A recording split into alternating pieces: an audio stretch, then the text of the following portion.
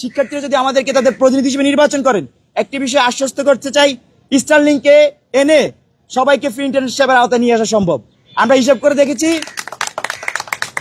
প্রতিটি শিক্ষার্থীর প্রতি মাথাপিছু মাত্র মাসিক 40 টাকা খরচ করেই এখন সে যে স্পিডে ইন্টারনেট চালাচ্ছে তার থেকে অন্তত 10 to 15 টাইমস স্পিডে সে ইন্টারনেট সে পেতে পারেন।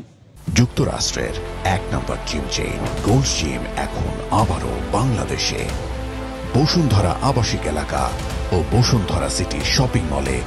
আর এই জিনিসটা আমরা স্পন্সর এনে বা বিশ্ববিদ্যালয় প্রশাসন থেকে এনে শিক্ষার্থীদের জন্য আশা করি অল্প কয়েকদিনের মধ্যে ফ্রি করে দেওয়া যাবে, এবং ঢাকা বিশ্ববিদ্যালয়ের শিক্ষার্থীরা তার একাডেমিক এলাকায় এবং তার আবাসিক এলাকায় ফ্রি ইন্টারনেট সেবা পাবেন যদি তারা আমাদেরকে তাদের প্রতিনিধি নির্বাচন করেন। আর আরেকটি বিষয়, সেটা হচ্ছে আমাদের মেয়েদের হলগুলোতে আপনারা জানেন যে 10টা লাস্ট টাইম, সেটা আমরা দাবি জানাচ্ছি সেটা যদি 11টা পর্যন্ত করা হয় রেগুলার, আর লেট গেট টাইম হচ্ছে 12টা পর্যন্ত করা যায়। আর এছাড়াও প্রতিটা হলে একটি ডাক্তার, MBBS মেডিকেল ডাক্তার, যাকে জানে মেডিকেল অফিসার হিসেবে নিয়োগ দেওয়া হয়, কারণ আমরা দেখেছি মেয়েদের হলগুলোতে বিশেষত নানা গাইনি জটিলতায় তারা ভোগেন। তো এই বিষয়গুলো আমাদেরকে যদি তারা প্রতিনিধি হিসেবে নির্বাচন করেন, আমরা সেগুলো নিশ্চিত করবো ইনশাল্লাহ।